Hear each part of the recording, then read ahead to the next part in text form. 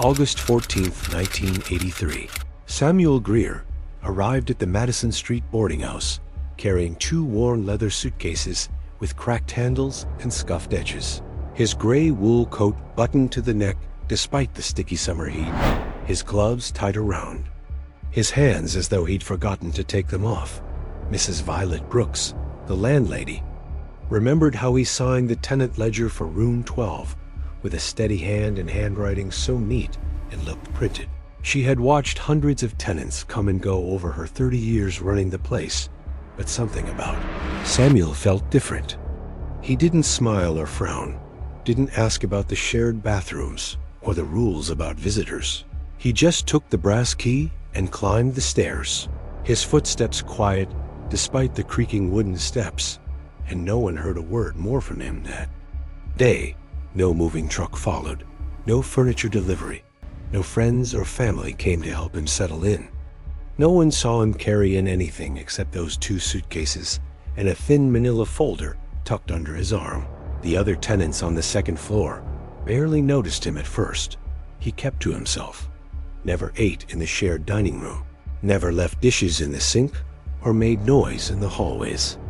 But it wasn't long before they started to notice the small oddities. The faint creak of floorboards after midnight, the low humming sound that drifted through the thin walls, always the same tune, slow and deliberate, like a lullaby, half remembered. From childhood, Martha Jenkins from room 14 said she heard him pacing for hours in the dark and then stopping suddenly, the silence heavier than before. And once she claimed she woke at 3:11 a.m. and saw him standing barefoot in the hallway, his coat still buttoned and his gloved hands hanging at his sides, staring at the door to room 12 as though he didn't recognize it. When she blinked, he was gone. She told Violet about it in a whisper over tea, but Violet brushed it off as a bad dream. Still, she couldn't help noticing how Samuel never seemed to come or go. Yet every month without fail, an envelope of crisp bills appeared under her office. Door with his room number neatly written on the front. No knock, no footsteps on the stairs, just there in the morning. In October, a tenant swore they saw a faint orange glow under his door late one night and smelled something burning. In November, Violet thought she heard soft tapping on her apartment ceiling. 3 short taps, then silence, and though she tried to convince herself it was the pipes, she never quite believed it. She never had reason to enter his room. He paid on time and caused no trouble, but she found herself hesitating every time she walked past room 12, her eyes drawn to the door like it might open on its own. Then came December. The air outside turned sharp and bitter. The snow piled up against the boarding house steps, and the second floor felt quieter than ever. No one had seen Samuel for days. No sounds came from his room. No rent envelope arrived. Violet told herself he had probably gone to visit family for the holidays, though she couldn't imagine him having family. She knocked once, twice, but no answer came. And then the smell began, faint at first, metallic like old pennies, clinging to the air outside room 12. By the 3rd day, it grew stronger, sour and thick, filling the hallway. Violet told Harlan Tate, the handyman. He grunted and said it was probably the pipes. Old copper sometimes gave off smells in the winter. But by the 5th day, flies had gathered near the door, and Violet couldn't ignore it any longer. She fetched the spare key from the office and climbed the stairs with Harlan, her hand trembling as she fit the key into the lock. The door creaked open and a gust of cold air hit her face. Colder than the winter outside, the curtains were drawn tight, the window latches sealed. The faint tick of a pocket watch echoed in the silence. An open suitcase sat on the floor, clothes folded neatly, as though Samuel had been packing to leave. On the writing desk, an ashtray overflowed with burnt scraps of paper. A glass of water sat half full beside 2 pale white pills, and a red scarf had been folded neatly on the back of the chair. But it was the wall above the bed that made Violet. Freeze, written in a shaky red scrawl, were the words, "Find her before I do.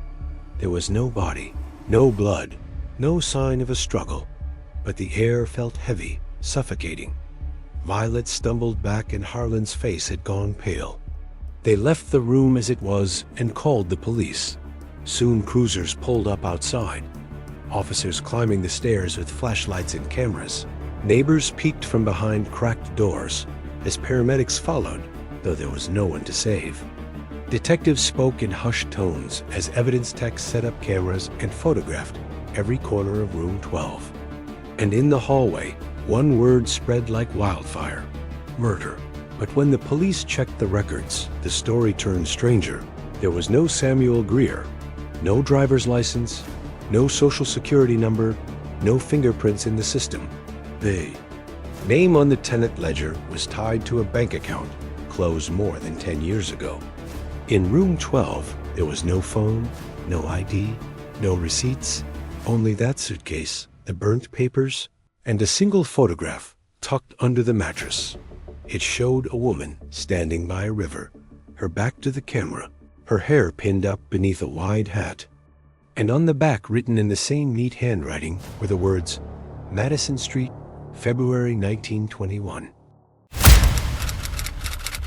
December 6, 1983, room 12 was sealed off with yellow police tape. The hallway smelled faintly of ammonia from the cleaner the officers used, and Mrs. Violet Brooks watched from the bottom of the stairs as two uniformed men carried flashlights into Samuel Greer's room. Neighbors stayed quiet behind their doors, though she could feel their eyes peeking through the gaps.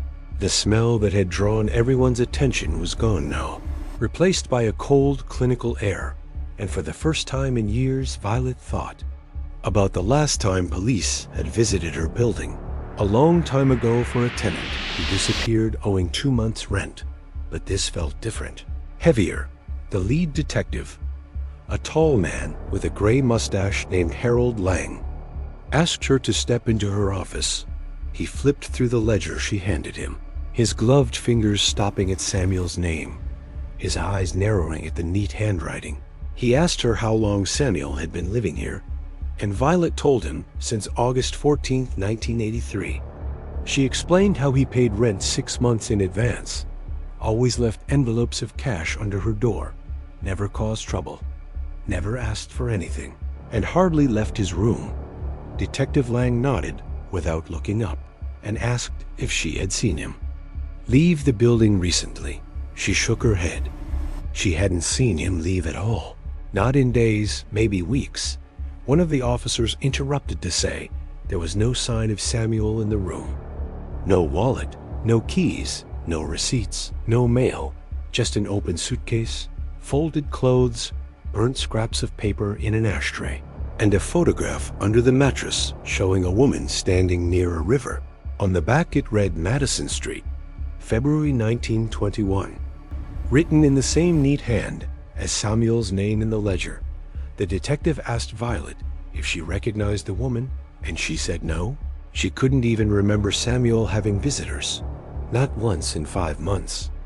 Lang scribbled notes in his book and asked if anyone in the building had ever spoken to Samuel or seen him with anyone.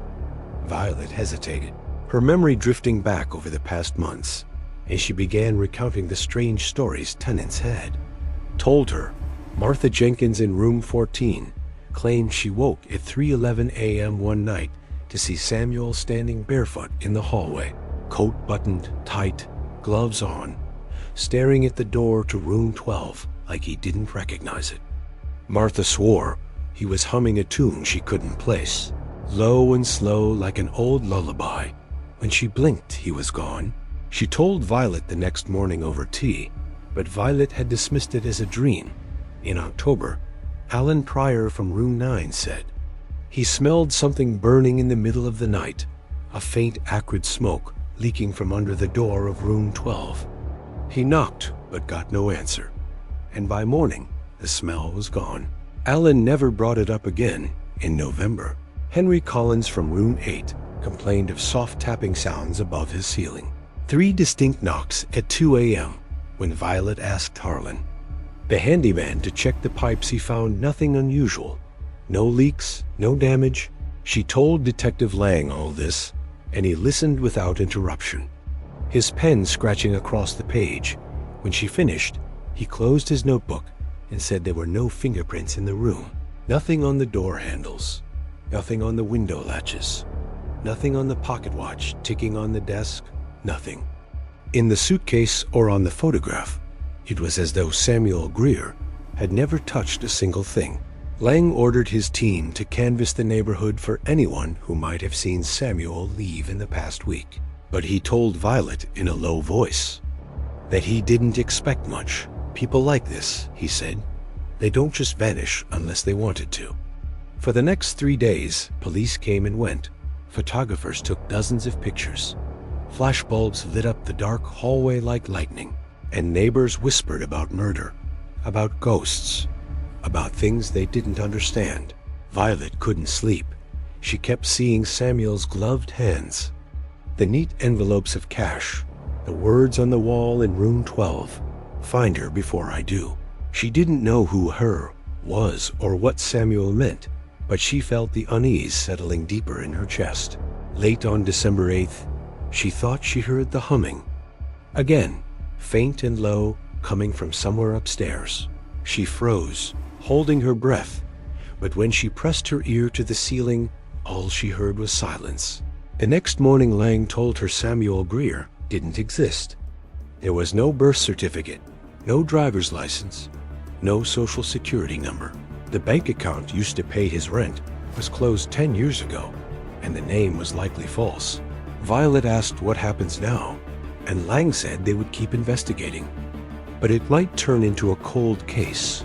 He left her with his card and a warning not to enter room 12 until they finished processing it. But Violet didn't need the warning. She had no intention of setting foot in there again. 2 days later, as snow piled high against the steps outside, Harlan told Violet he saw a man standing across the street watching the building. Gray coat, gloves, pale face.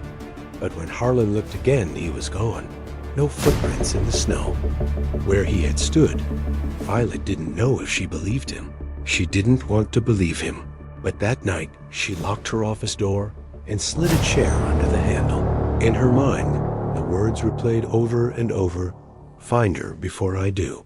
And she wondered if Samuel was hunting someone, or if someone was hunting him.